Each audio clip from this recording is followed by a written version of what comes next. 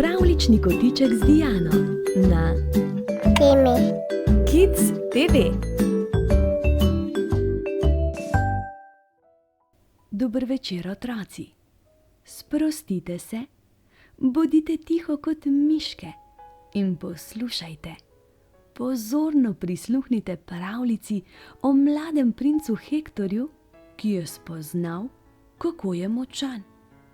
Vas zanima, kako se je to zgodilo? Prisluhnite. Tako je bilo. Nekega lepega sončnega popoldneva se je princ Hektor iz daljnih dežel vrnil z ladjo v pristanišče. Preden se je mladi princ izkrcal, ga je kapitan ladje posvaril: Vaše veličanstvo, medtem ko vas ni bilo doma, ker ste se urili za bojevnika, je prišla v vaše gozdove zlobna pošast, ki se imenuje divjedlak. Zato vam svetujem, da ne uberete bližnjice do gradu, ki vodi skozi gozd. Raje izberite daljšo pot, ki se vija okoli gora. Hvala za nasvet, je odvrnil Hektor. Toda raje bi bil doma, še preden sonce zaide, pa tudi orožje imam, če bi bila sila. Ne nazadnje, si je mislil, sem vendarle izurjen bojevnik. Ne bom se bal bedaste stare pošasti. In drzno je odjahal proti gozdu. Ko je že pomislil, da pošast verjetno sploh ne obstaja, je prišel do gozdne jase, tam pa je stala največja in najgrša pošast, kar jih je kadarkoli videl. Velika je bila kot hiša in popolnoma prekrita z razmršenimi in zlepljenimi dlakami. Videti je bila kot gromozanski kozolec. Pošast je imela veliko glavo in je strmela v princa z očmi, ki so bile velike kot krožniki. Iz ust sta ji molela dva velika oranžna okla, zeleni škrbasti zobje pa so neznosno zaudarjali. Njen debeli in kot žoga okrogli trebuh je bil prekrit z velikimi oranžnimi izpuščaji. Je zarjovel divjedlak. Kako si drzneš hoditi po mojih gozdovih, pritlikavec? Saj si kot drobtinica, pospravil te bom za večerjo. Ne bojim se te, ti bedasta stara pošast, je odvrnil Hektor. Bojevnik sem, z lahkoto te premagam s svojim mečem. Izzivam te na dvoboj. Hitro kot veter je skočil proti pošasti in zabodel vanjo svoj meč. A kako presenečen je bil, ko je ugotovil, da se je le ujel v njen kožuh. Izpustil je meč, se umaknil, tako da je naredil preval nazaj, vstal in zagrabil lok. Peng, peng, peng! S puščicami je zasul pošast, a vse so se le zapletle med njene zlepljene dlake. Princ ni mogel verjeti svojim očem. Ha, je grmel divjedlak. Ti smešni možicelj, nikoli me ne boš premagal. Nato se je stresel od grde glave do smrdečih pet in vse puščice so popadale na tla. Hektorju je ostal samo še ki.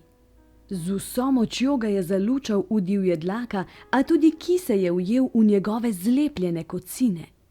Ne boš me, nisem še končal s teboj, je kričal princ.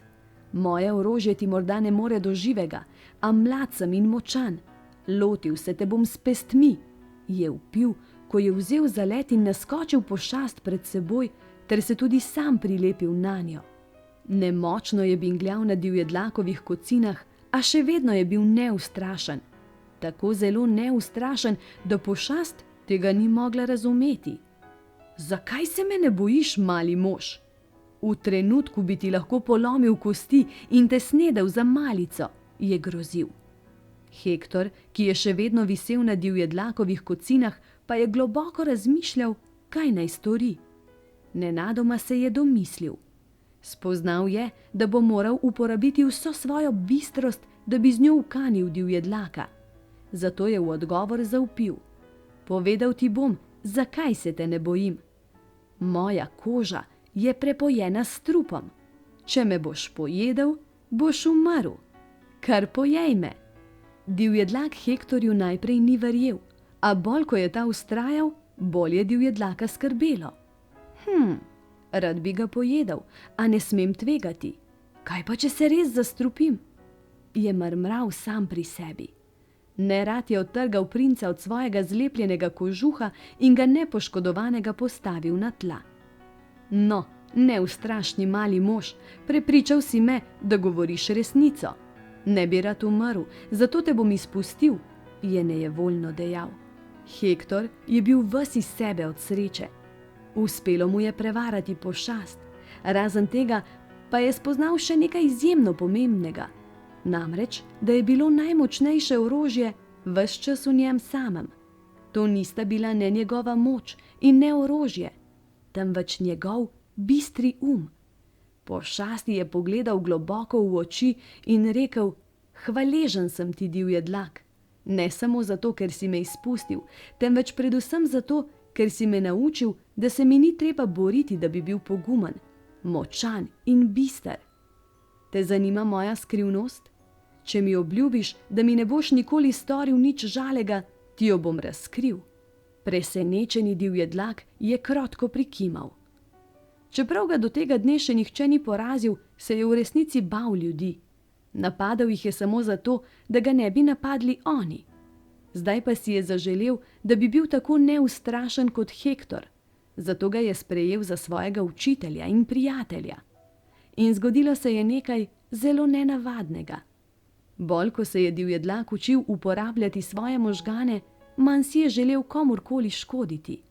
Na novo odkrita pamet mu je prinesla veliko sreče in sčasoma se je iz grozne, osamljene pošasti spremenil v prijaznega gozdnega velikana.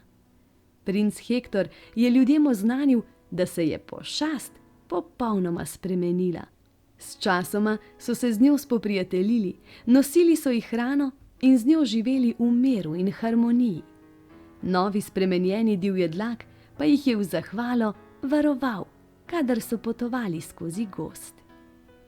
Včasih se zdi, kot da ni druge možnosti in da se ne moremo izogniti boju.